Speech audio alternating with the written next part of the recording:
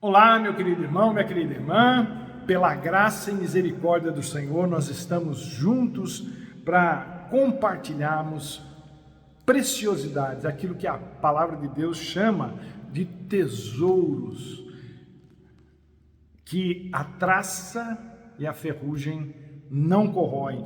Assim é a palavra de Deus, e que ela possa entrar no seu coração no dia de hoje, através de uma manifestação do poder do Espírito Santo na sua vida, aí onde quer que você esteja me ouvindo, me assistindo. Vamos falar com Deus.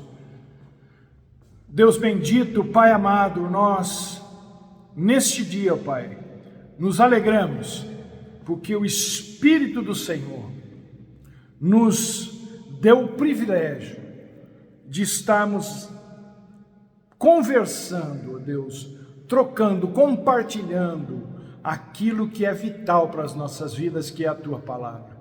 Que o Senhor abençoe, que ela produza em nós o efeito para o qual ela está nos sendo dada neste dia.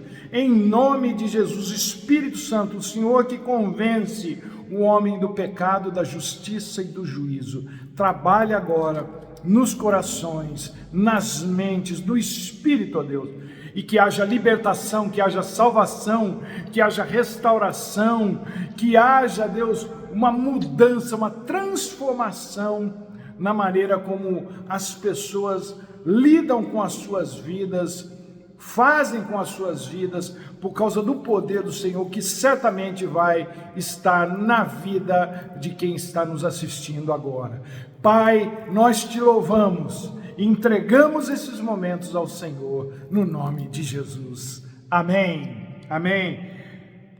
Mateus, no capítulo 7, versículo 24, diz assim: palavras de Jesus: portanto, quem ouve estas minhas palavras e as pratica, é como um homem prudente que construiu a sua casa sobre a rocha. O que aconteceu? Caiu a chuva, transbordaram os rios, sopraram os ventos e deram contra aquela casa, e ela não caiu. Por quê? Porque tinha seus alicerces na rocha. Mas quem ouve essas minhas palavras e não as pratica, é como um insensato que construiu a sua casa sobre a areia. Caiu a chuva, transbordaram os rios, sopraram os ventos e deram contra aquela casa, e ela caiu, e foi grande a sua queda. E quando Jesus acabou de dizer essas coisas, as multidões estavam maravilhadas com o seu ensino, porque ele as ensinava como quem tem autoridade e não como os mestres da lei. Amém. Deixe-me começar com uma declaração de fé para você que está aí do outro lado da tela.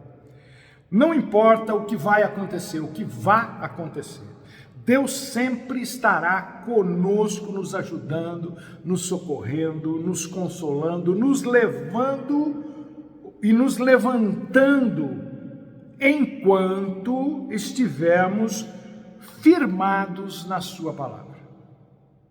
Esse é o pulo do gato, firmados na palavra de Deus. E tudo indica, ou pelo menos as notícias que chegam até nós pela imprensa, é que tudo indica que teremos dias difíceis pela frente no mundo.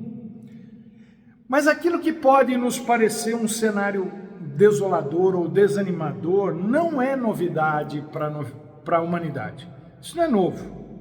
Já houve tempo de fome no mundo bíblico, e Deus levantou um José,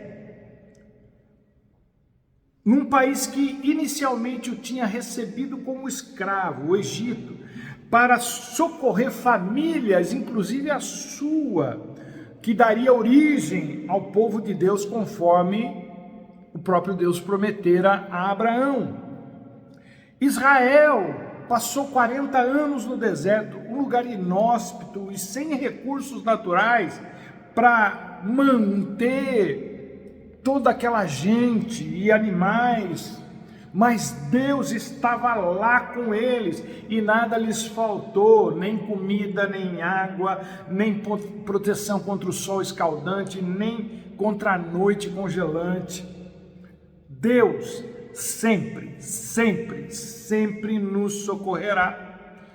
E aqui no texto, Jesus promete, afirma, declara que nossas vidas se manteriam em pé, em qualquer que seja o grau da tempestade, se nós dermos ouvidos aos seus ensinamentos e praticá-los. Esse texto que lemos são palavras que concluem o famoso Sermão do Monte. São 3 capítulos nos quais Jesus aborda temas variados, relacionados a praticamente tudo que realmente importa para quem quiser construir uma vida que aguente qualquer tempestade. Nesses 3 capítulos, os 5, o 6 e o 7 de Mateus, Jesus enumera, ele dá uma lista dos materiais, do how-to, do como a gente deve fazer, que devem compor a construção de um alicerce para uma vida que não vai cair de jeito nenhum. No entanto, a pessoa que não quiser usar os materiais dessa lista, com certeza vai ter muitas rachaduras e desmoronamentos na sua vida. É o que tem acontecido com muitas construções que têm caído por aí por causa das tempestades dos últimos meses que a gente tem visto nos noticiários. E se você não reparou, nós não estamos falando mais daquelas casinhas que são feitas no morro. Eu tenho visto casas e condomínios fechados, cujos muros estão caídos, construções que foram feitas com engenheiros, com arquitetos, que estão desmoronando, não é? Por algum descuido de alguém, ou constrói em terrenos perigosos, ou com materiais ruins, ou com mão de obra barata, ou sei lá, o cálculo errado, não sei. Resultado, desgraça. Eu vi uma história de um pastor que parou uma pessoa que estava passando na rua, um transeunte, e parou a pessoa para perguntar o seguinte para ela. Ele não a conhecia. Ele perguntou para a pessoa: você sabe quais são os 2 maiores problemas do mundo? E a pessoa grosseiramente respondeu: eu não sei e não quero saber. E o pastor virou para ela e disse: pois é, o Senhor tem os 2 problemas. E quais eram os problemas dessa pessoa, que são os problemas do mundo?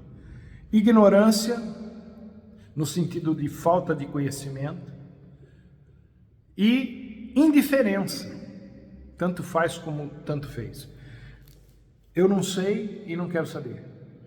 Ignorância e indiferença são 2 coisas muito perigosas, porque o fato de alguém alegá-las muda muito pouca coisa no resultado. Por exemplo, você vai para um outro país e lá você faz o que você está acostumado a fazer aqui no Brasil, sem saber que lá é contra a lei. Resultado, multa ou, dependendo da situação, até prisão. E não adianta alegar ignorância. Eu não sabia que aqui não podia fazer isso. Por exemplo, você que deve estar assistindo aí, provavelmente tem CNH, é habilitado para dirigir, assim como eu.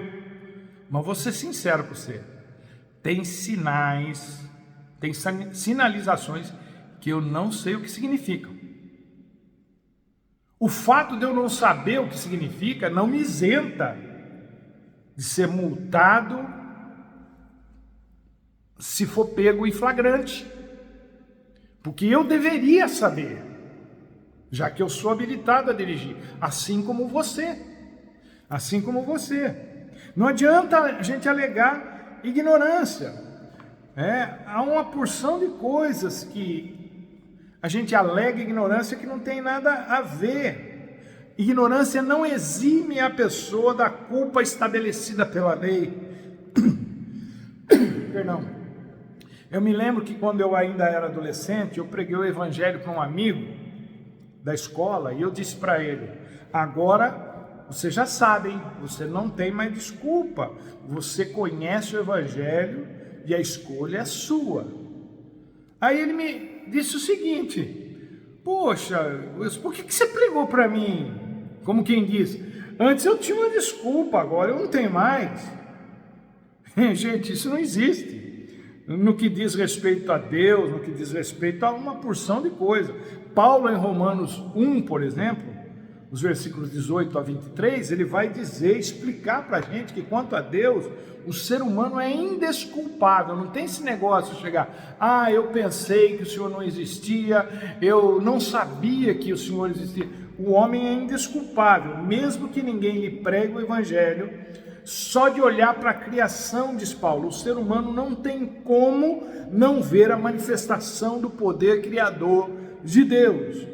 Então, alegar que ignorância sobre Deus não vai convencer e não vai inocentar ninguém. Agora, hoje, mais do que ignorância, o que a gente vê mais é a indiferença das pessoas para com Deus e a sua palavra. As pessoas não estão nem aí para Ele e nem para a sua palavra. E há coisas que a gente não pode ignorar, e muito menos negligenciar, porque as consequências podem ser desastrosas e, pior, irreversíveis. Eu acredito que tem muita gente que vai chegar diante de Deus, e quando chegar diante de Deus, vai querer fazer uso dessa famosa expressão: eu não sabia, mas eu receio que isso não vá funcionar. Não vai funcionar. Aqui no texto, Jesus está falando que tem dois jeitos de construir a vida, de construir a fé, de construir relacionamentos, de construir tudo que se relaciona à sua vida. Tem um jeito que aguenta o que precisar aguentar, e outro que, dependendo da circunstância, dá muitos problemas e pode vir até a desabar. E eu gostaria que você, onde você está, fosse impactado da mesma forma que essa multidão aqui que ouviu Jesus foi. Lá aconteceu o seguinte: as multidões ficaram maravilhadas com esse ensino de Jesus, porque a fala dele era diferente de tudo que eles já tinham ouvido. Porque Jesus, ele falava como quem tinha propriedade, conhecimento, tinha autoridade. E ele está falando com você hoje, aqui e agora. Eu espero que você também seja impactado pela autoridade de Jesus. Ele diz assim: quem ouve estas minhas palavras e as pratica, pode ficar tranquilo, pode ficar tranquila, que nada, absolutamente nada, poderá lhe destruir. E quem tem ouvidos, ouça. Gente, na construção da vida, na construção da fé, na construção dos relacionamentos, o princípio que a gente ouve muito hoje, custo-benefício, esse princípio não se aplica. Se você quiser que a sua vida aguente o que vier pela frente, não economize, não faça cálculos, invista o máximo que você puder, dê tudo o que você tiver, opte sempre pelo melhor, opte pelo que custe mais a você, por aquilo que você sabe que vai aguentar as tempestades da vida, porque se você ficar fazendo as contas do se vale a pena ou não, com certeza você vai optar pelo que lhe custe menos, para poder fazer o restante das coisas mais rápido. É assim que a gente age. Eu vou economizar aqui para poder gastar ali. Só que Jesus deixou bem claro que esse tipo de construção não aguenta uma tempestade. Você não pode investir menos no alicerce porque as pessoas não vêm. É ali que você tem que investir mais, para não dar rachadura, para aguentar. Em outras palavras, quem faz esse tipo de coisa, que investe pouco naquilo que é importante, não vai ficar em pé se a vida pegar pesado com você. A pessoa vai ser levada pela enxurrada, bem como tudo aquilo que ela construiu, ergueu. Uma fé construída com materiais de segunda, com teologia barata, dessas que só pregam o que você quer ouvir, ao invés de pregar o que você precisa ouvir, não vai aguentar o repuxo. Uma vida construída em cima de mentiras não para em pé quando vêm as tempestades. Aquela rocha que você pensava que era, vai se mostrar um monte de areia, tipo aquelas esculturas lindíssimas feitas na praia, tem até concurso para isso, que não, essas esculturas são maravilhosas, mas elas não aguentam bater das ondas, elas vão se desintegrando a cada onda que nelas bate, lindas, majestosas, imponentes, mas não aguentam a força da água. Por quê? Por duas razões. Primeiro, que são feitas de areia, e depois porque são construídas sobre a areia.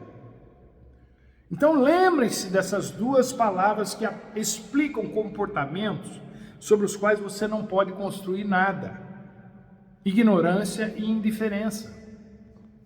Existe aqui no texto uma afirmação, uma declaração de Jesus, na qual nós podemos descansar tranquilamente.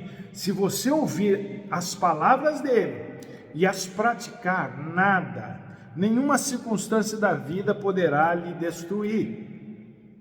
Acontece que os cristãos hoje estão muito fracos, muito frágeis demais, na sua fé, na sua maneira de viver. Mas isso não é novo também, vem acontecendo desde o princípio da igreja, por causa da mistura, do sincretismo religioso e pagão cada vez maior. Isso está nos destruindo. A mistura, porque sincretismo é mistura, a mistura disso com aquilo que...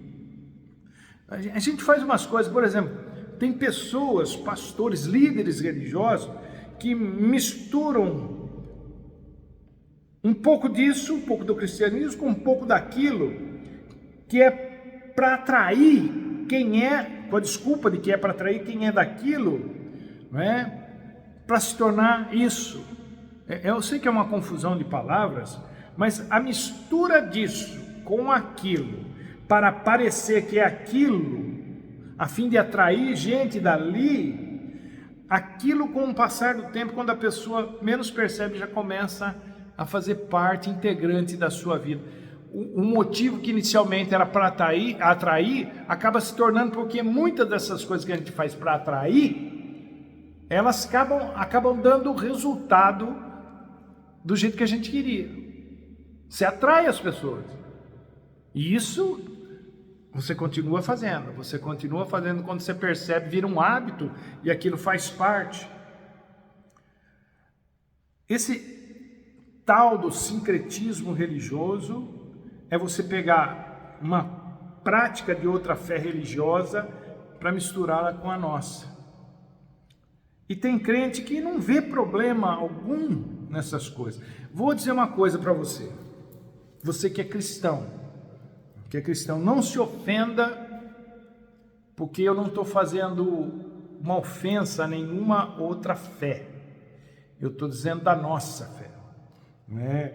Tem crente que não vê problema algum em ler literatura espírita e postá-la nos stories da vida, por exemplo. Eu vejo isso muito. Não sabe o que está fazendo, não sabe. São crentes que me lembram de Pedro, que faz uma baita declaração em Mateus 16, quando Jesus pergunta aos discípulos: quem vocês dizem que eu sou? E Pedro sai na frente: tu és o Cristo, o Filho do Deus vivo. E Jesus, no versículo 17, faz até um elogio para Pedro: nossa, Pedro, isso que você falou veio do céu. Mas logo em seguida, no versículo 23, Jesus dá uma esculhambada em Pedro. Ele diz assim: para trás de mim, Satanás. Por quê? É crente que não lê a Bíblia, que é assim. Acha tudo que os outros falam bonitinho. Não lê a Bíblia e fica se enchendo dessas literaturas não cristãs e depois fica misturando estações.